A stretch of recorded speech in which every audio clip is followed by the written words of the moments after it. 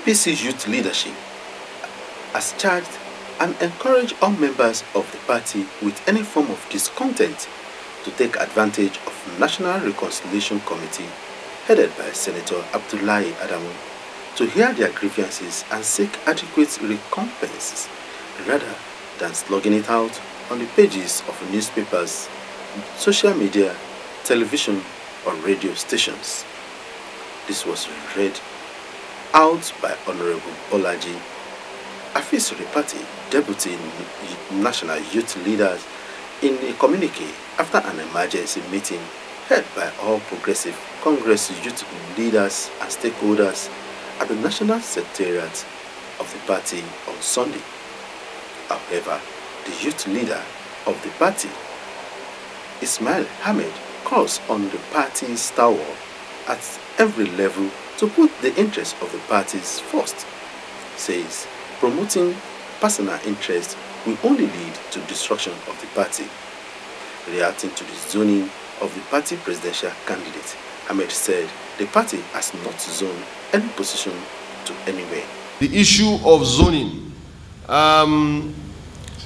let's face it, really, APC has never been big on zoning like that, to be honest. It has always been big on balancing, not necessarily zoning. And you would remember that in 2014 primaries that President Muhammadu Buhari emerged, 5 people contested for the presidency.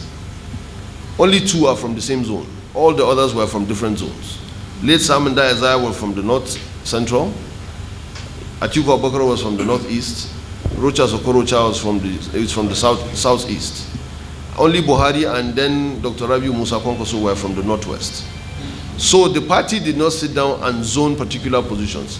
Even in 2014 convention that happened in August, that Chief John Odigi Oyegun became the national chairman, if you remember, there was an open committee on zoning that said, okay, positions, but there was balancing internally. It was like an informal arrangement. Everybody knew about it.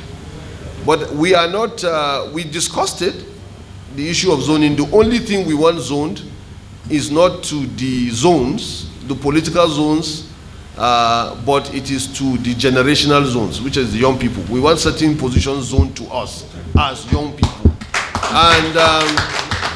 And that position, once it is zoned, we are also craving the indulgence of the leadership of the party to allow us as young people and stakeholders to be able to decide the leadership of at least the wing of the party. To be in the best interest of the party. And we appeal to all young people and indeed all party loyalists to trust the judgment of Mr. President and the leadership of the party. We are using this opportunity to encourage young people in our party to run for National Working Committee and non-NWC positions in the forthcoming election, and also appeal to Mr. President and the party leadership to give consideration for more young people to hold positions at the forthcoming National Convention.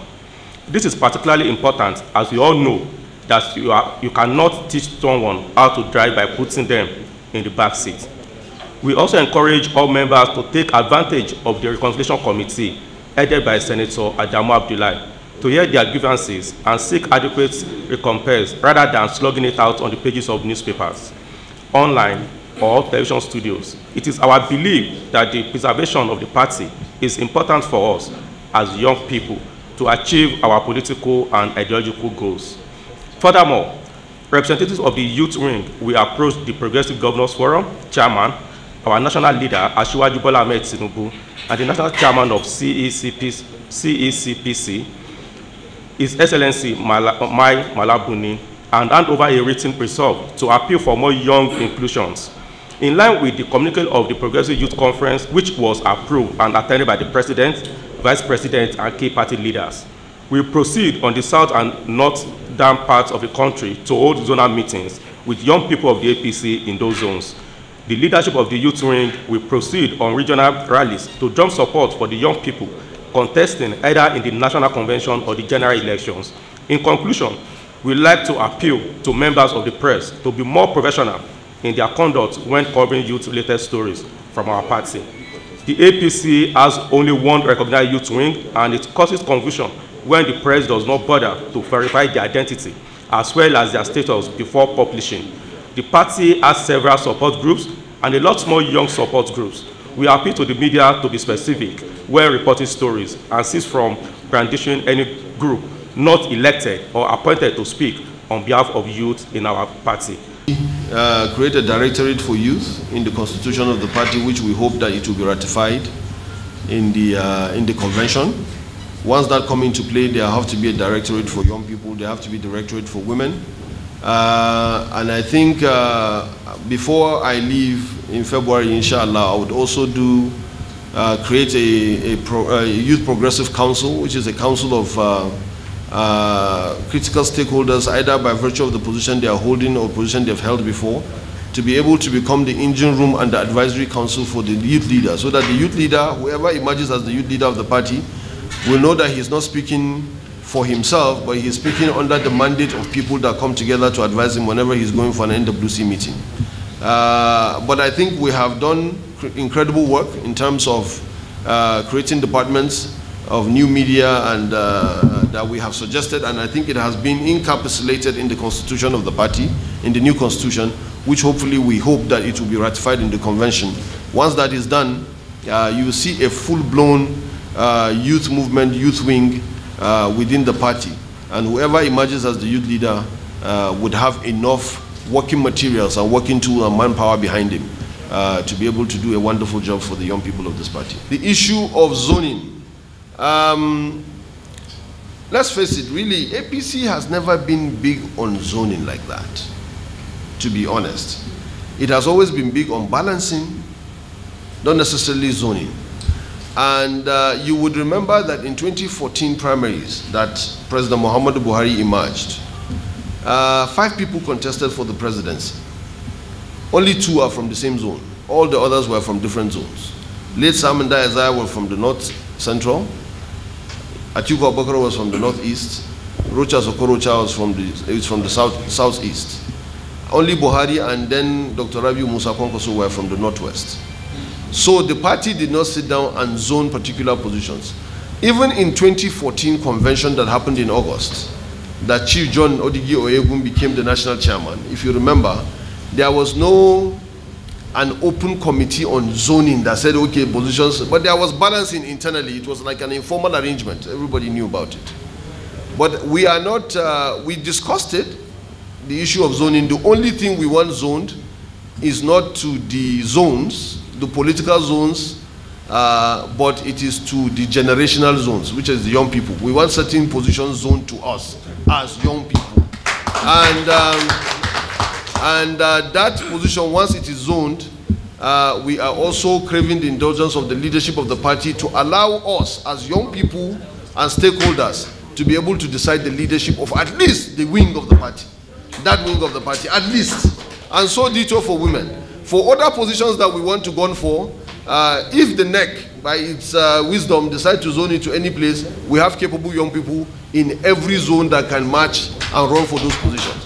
So we do not, we are expecting that the NEC will sit down at some point before the convention and decide where they want to balance the positions.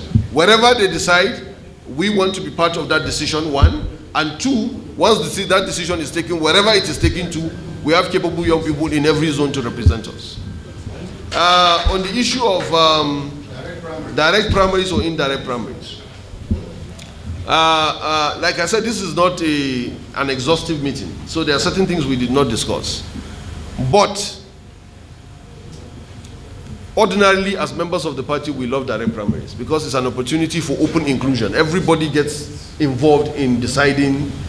Of course, there are certain things that we are afraid of, maybe the magnitude of the exercise, whether or not any political party in this country should be restricted to a single way of bringing out candidates, and whether or not we will have the manpower to man 8,812 wards, you know, in every primaries when we're doing primaries. But other than that, it's an open season.